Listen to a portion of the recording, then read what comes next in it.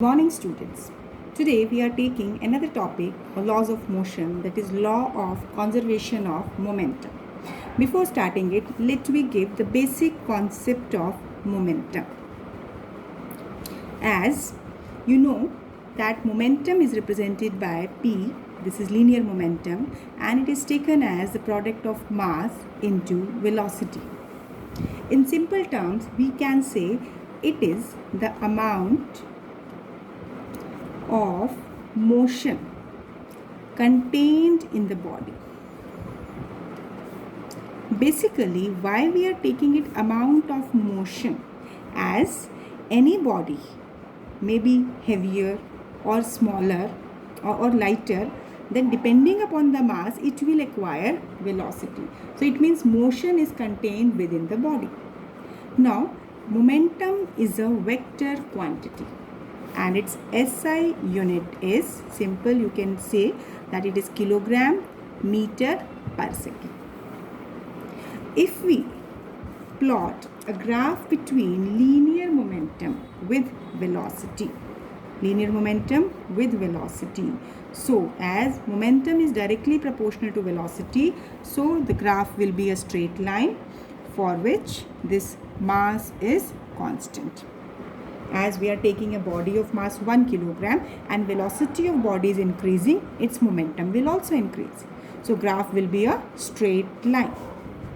Whereas if we plot graph between momentum and mass, like if the mass of a body is increased and we are plotting graph between momentum and velocity, so velocity will be taken as constant. Or if we are taking that as P is equal to m into v, so if momentum is constant, basically in all the condition that we are taking one factor to be constant. So if momentum is constant, then mass is inversely proportional to velocity. So if we plot velocity with mass, so this will be inversely proportional relation. So it means if we are taking that mass is increasing, velocity will decreasing. Physically you can analyze, heavier the body it will be, then it will have less velocity under the same force. Same is here when we were taking P equal to mv, and so here when we are plotting graph between momentum and the mass, keeping its velocity to be constant. So in that particular case we are taking only the factor, that is mass is varying, keeping velocity constant, so momentum will be represented by a straight line. Although this concept in general term has not been considered, it will not be asked, but this concept of momentum will be utilized in numericals and conceptual points. So now coming to again law of conservation of momentum. First of all, let me discuss its statement. What is a statement? For an isolated system. What is an isolated system? A system which is free from external force. It means external force is not acting. No external force is acting on any system. So for any isolated system, total momentum of the system is constant.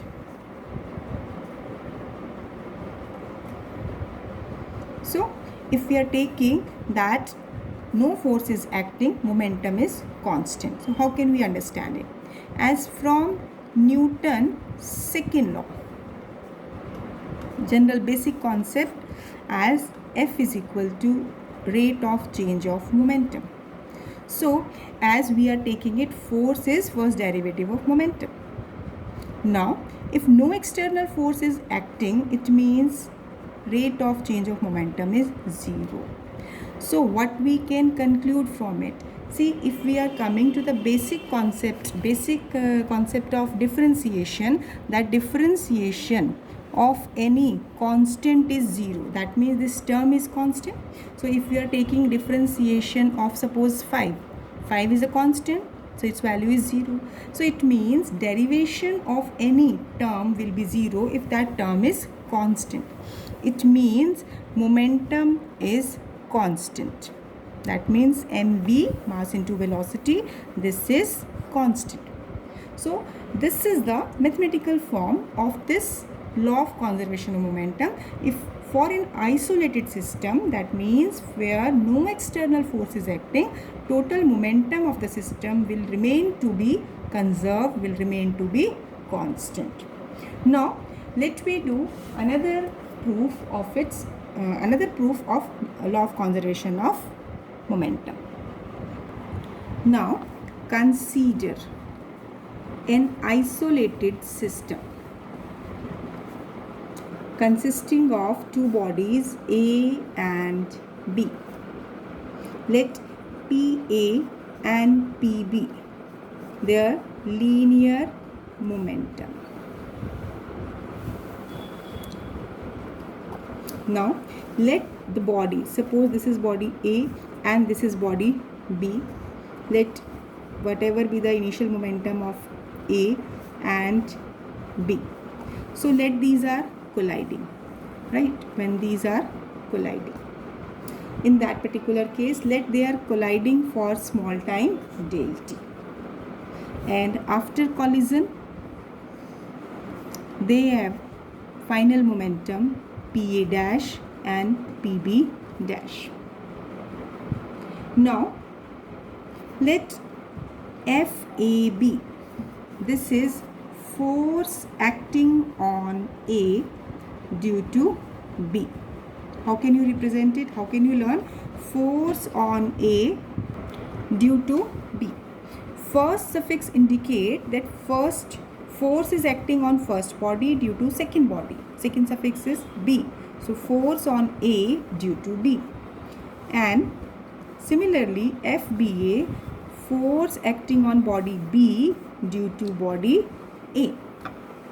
Now according to Newton's second law, change in linear momentum of body A, this will be FAB into del t. FAB into del t, as we have used the result that force is equal to change in momentum per unit time. So change in momentum is force multiplied by small time. So here FAB into del t. Now this is change in momentum of A. So initial momentum of A is PA and after collision it is having momentum PA dash. So what is a change? It is final momentum minus initial momentum. Similarly, change in linear momentum of body B, this will be FBA into del t. Again by the same result, this one, it is PB dash minus PB. See, bodies A and B are colliding. It means they will exert equal and opposite force. This we have studied in Newton's third law. So according to Newton's third law,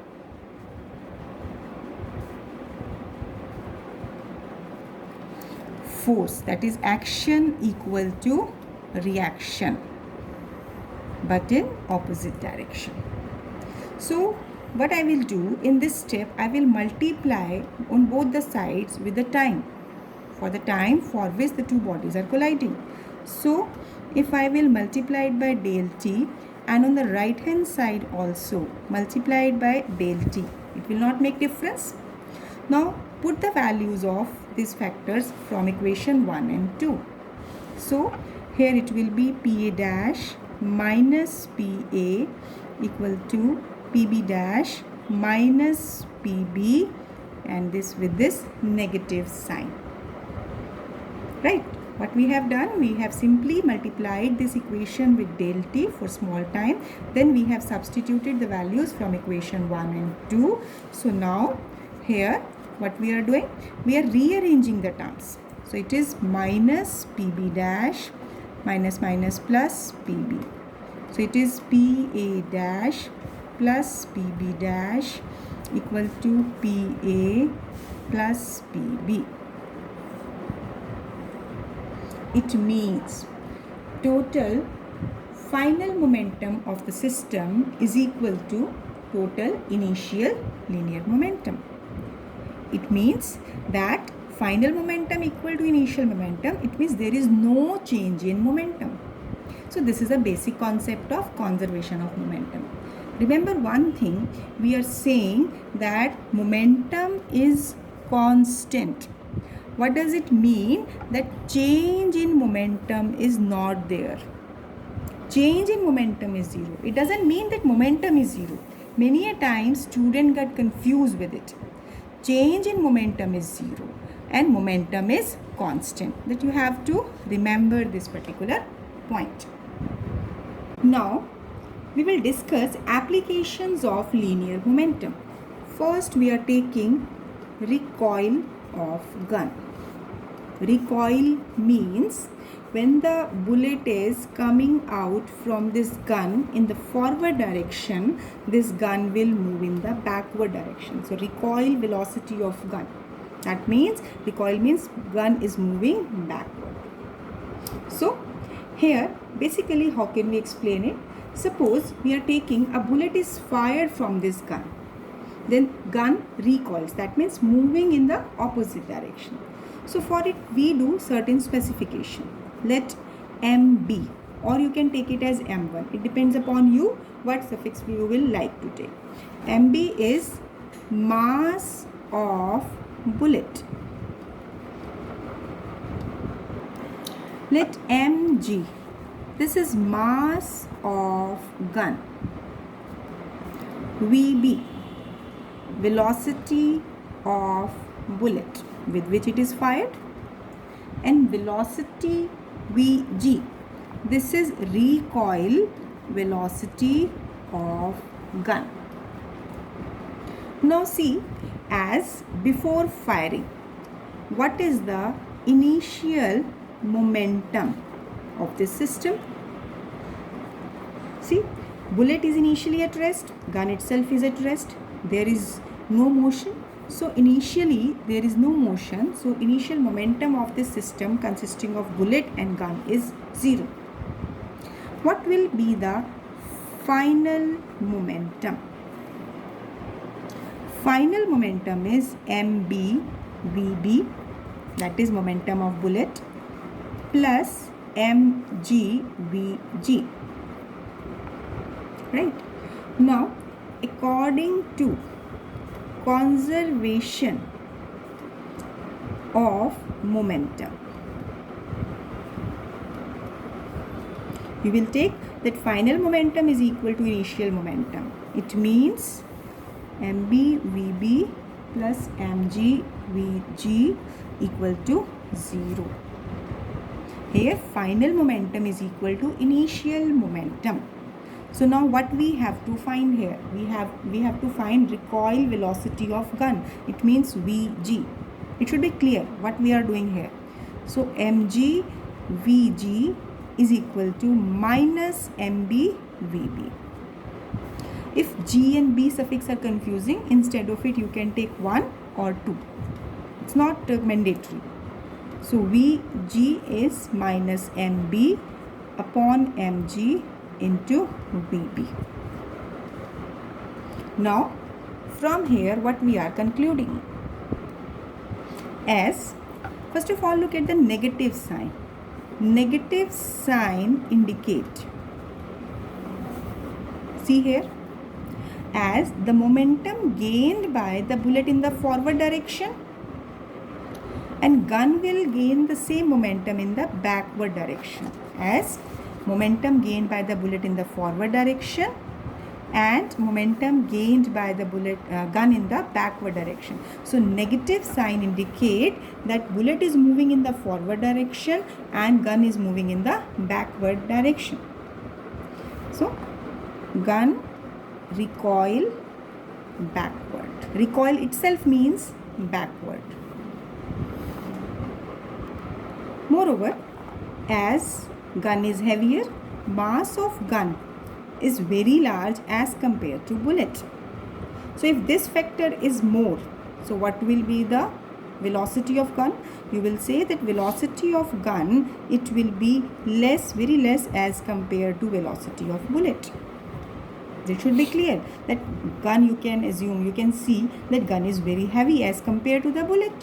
So if you are taking the mass of gun in kilogram, the mass of bullet will be in the grams. So heavier the gun, so it will recoil backward with very less velocity. So it means when the bullet is fired, gun must be, this is important point, gun must be held tightly to the shoulder. Why we are doing this?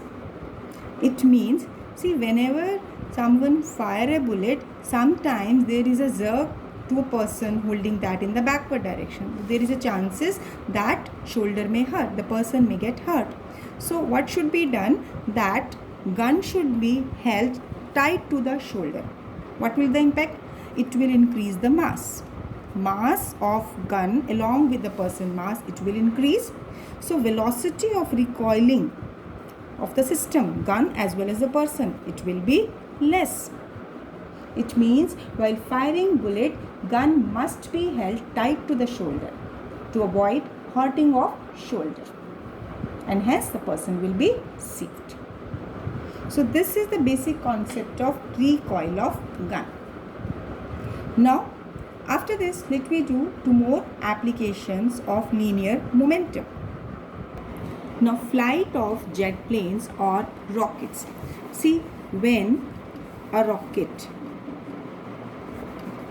moves up, basically what happens, that fuel is burnt in presence of oxidizing agent in combustion chamber on the back side.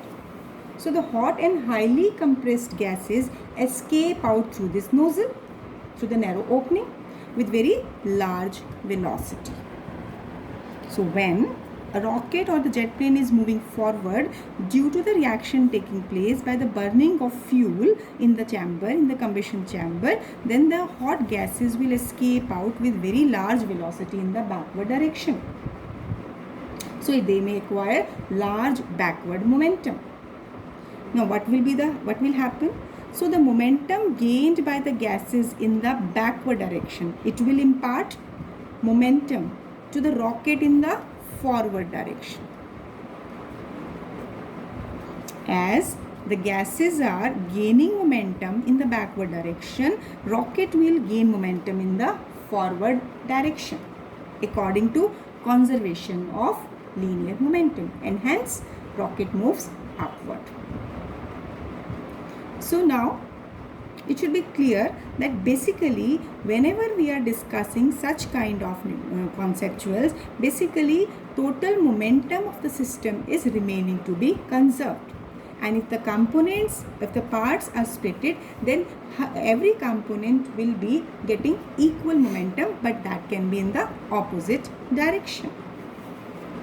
Keeping in view this concept, let me discuss one more application, that is explosion of bomb. So suppose we have this bomb. When it is falling downward or when it is exploding, basically, as when we are taking bomb exploded into two parts, we cannot define in how many parts it is exploding.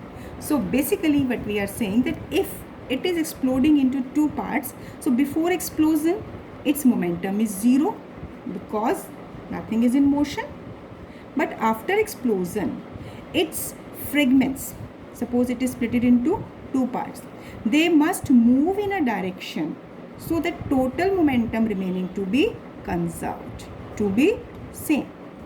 It means if this is getting momentum in the forward direction, this part will gain momentum in the backward direction.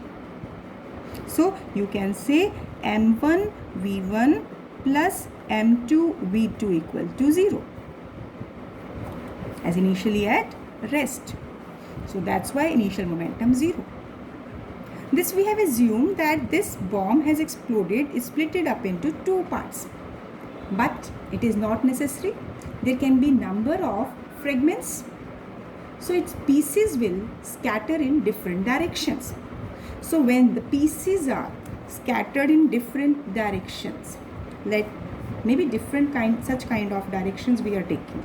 Let this is mass m1 moving with velocity v1 in this direction, m2 moving with velocity v2 in this direction, m3 moving with velocity v3 in this direction, and m4 with velocity v4. So these fragments are scattered in different direction in such a way so that vector sum of linear momentum of these pieces become 0. Why 0? Because initial momentum is 0, because the bomb was not in motion. It is not having any velocity at that instant. So now how can we explain that the sum of linear momentum of different pieces become 0? So what we will do, that if we will take, like this is the first part, if we are taking, let this m1 moving with velocity in this direction, now this m2, let this is moving in this direction with velocity v2, third is moving m3 with velocity 4, fourth is moving like this. We are drawing almost their parallel. m4 moving with velocity v4. So now you can see that velocity vector, these are taking in the same order. So here vector sum of linear momentum of all the four parts, this is the linear momentum of all the parts, each and every part we have taken separately, and this must be equal to 0. So basically whenever a bomb explodes, its pieces are scattered in such a way that total momentum will of different parts will be such that it will be equal to initial momentum at any cost. As initially it was at rest, so system momentum after splitting, after explosion will also remain to be same, that is 0. So these are all the applications that we have discussed on the basis of law of conservation of momentum. Now on this basis, let me discuss one or two numericals. Now let me take first of all this numerical. It's a simple one. A shell of mass 0.02 kilogram is fired by a gun of mass 100 kilogram. If the muzzle speed of the shell is 80 meter per second, what is the recoil speed of gun? Very simple numerical. Let me see what are the given factors and what concept we have to apply. See, shell of mass 0.02 kilogram. So let it be m1. This is 0.02 kilogram. Is fired by a gun of mass 100 kilogram. Now you can see the difference. Shell that is fired is such a small mass as compared to gun. If the muzzle speed of the shell is 80 meter per second, so what is the recoil speed of gun?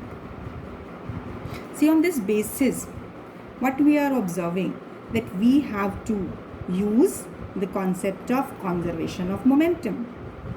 Initially, there is no motion, so initial momentum is 0. So according to conservation of momentum,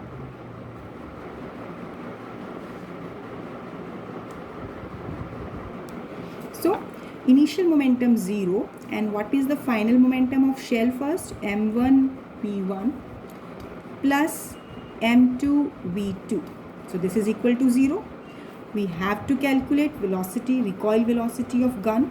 So here m2 v2, this is equal to minus m1 v1 I can take.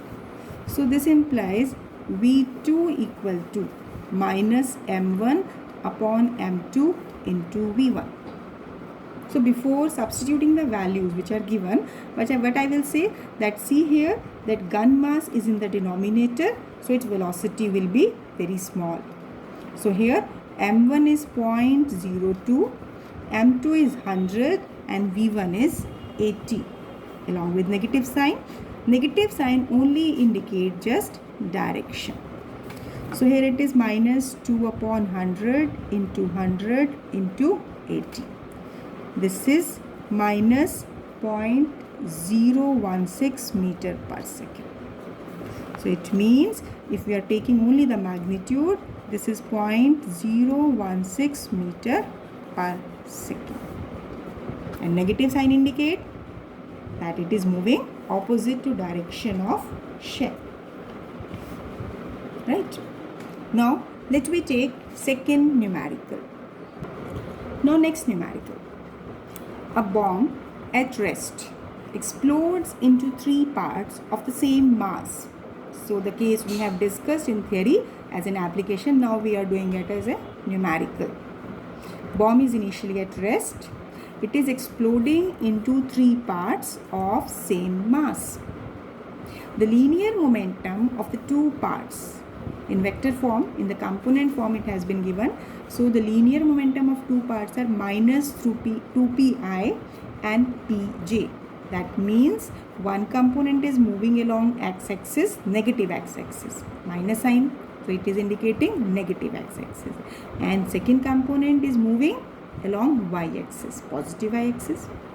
So calculate magnitude of momentum of third part.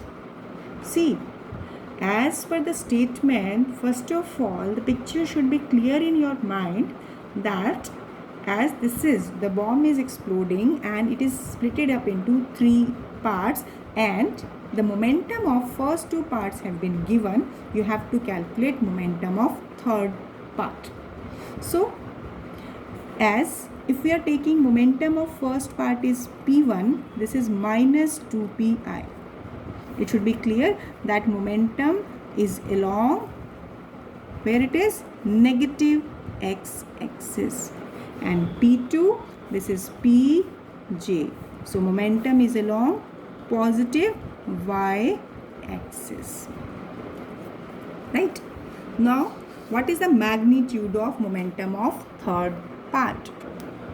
It means if third momentum component will be P3, so P1 plus P2 plus P3 must be 0. But here P1 and P2 have been given. So if I will take the magnitude of these two, let it be P1 plus P2 is P dash. Right?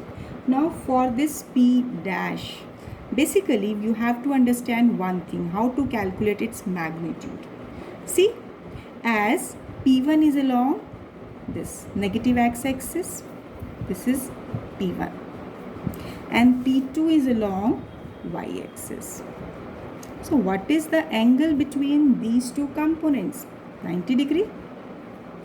So magnitude of P dash will be under root of P1 square plus P2 square plus 2P1 P2 cos theta.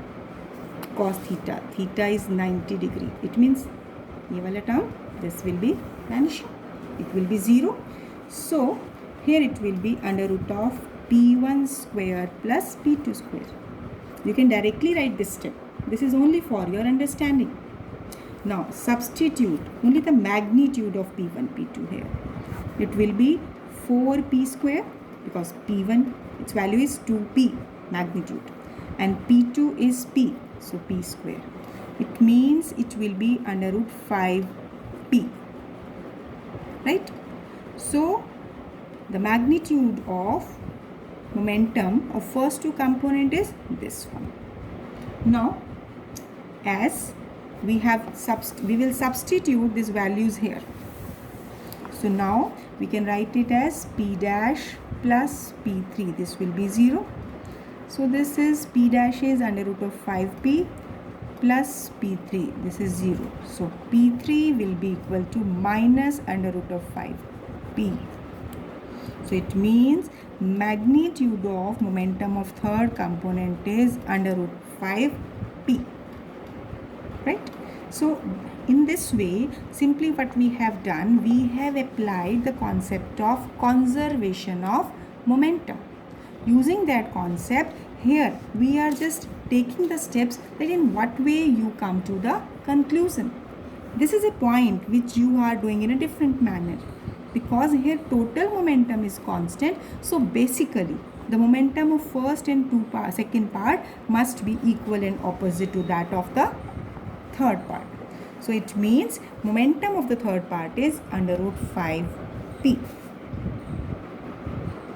Now one last numerical I am taking today. A body of mass 1 kilogram at rest explodes into 3 fragments of masses in the ratio 1:1:3. Single mass is split into 3 parts and their masses are given in the ratio 1:1:3. The 2 pieces of equal masses fly in mutually perpendicular direction. This is an important hint given in the numerical. This you have to use it. That out of these 3, 2 masses are equal and they are moving perpendicular to each other with a speed of 30 meters per second each. Speeds are also same. What is the velocity of heavier fragment? That means for 1:1, these are moving with the same speed and this will be the heavier part. So what will be the velocity of this heavier fragment? So as per the statement, total mass of a body is 1 kilogram. I have represented it by capital M. Now as masses M1 is to M2 is to M3, these are given in the ratio 1:1:3. So what can I do? That I will take it as M1 as M, M2 as M and M3 as 3M. Right? So the sum of these 3 is equal to 1 kilogram. So it is 5M, this is 1 kilogram. It means M will be 1/5 kilogram. This is a general step. You can do this step. I can just omit this step also. So now here M1 and M2 both will be equal to 1/5 kilogram and M3, which we have taken to be 3M, this will be 3/5 kilogram. This is 1/5 kilogram and this is 3/5 kilogram. You can add these 3, 1/5 plus 1/5 plus 3/5. Again you will get 1 kilogram. It means no calculation mistake is there. Right? So now first concept should be clear, that how we are taking their masses. Second point, velocity, speeds of first and second are given to be 30 meters per second. You have to calculate speed of third. Now, so before splitting, before explosion, a body is at rest. This is given. So initial momentum of the body is 0 because it is at rest. Now final momentum, it will be P1 plus P2 plus P3 and P1 plus P2 plus P3. This must be equal to 0. Now first and second bodies are moving perpendicular to each other. So if you just remember that in the previous numerical what concept I have used, the same I will use here, that P3 will be equal to minus P1 plus P2. It means the third fragment, third part will gain the momentum which will be equal in magnitude but opposite in direction to the momentum gained by first 2 parts together. Now, as first and second part, these are moving perpendicular to each other. So angle between those two is 90 degree. So what will be the magnitude of it? Magnitude of this will be equal to under root of P1 square plus P2 square plus, if I will take third part, 2P1 P2 cos 90, automatically it will be 0. So it is under root of P1 square plus P2 square. Now, here we have calculated its value. So, magnitude of P3 will be equal to magnitude of P1 plus P2, because we have to calculate only the magnitude of heavier part. So, I am taking the magnitude here. Now, third part is moving with velocity V3. We are assuming. So, M3 V3. This will be equal to under root of P1 square plus P2 square. This is P1 की value क्या है? M1 V1 whole square plus M2 V2 whole square. Again, M1 and M2 both having same value, so I can replace it by M square V1 square plus M square V2 square. So it is M under root of V1 square plus V2 square. Now what is left? Single one step, that now M3 is 3 by 5 V3, M is 1 by 5, V1 30 square, V2 30 square. So 3 V3 is under root of 900 plus 900. This can be taken as 900, 1 plus 1. This is 30 under root 2. So V3 will be 10 under root 2 meter per second. So that's all for today. Revise these concepts and practice numerical. Thank you. Have a nice day.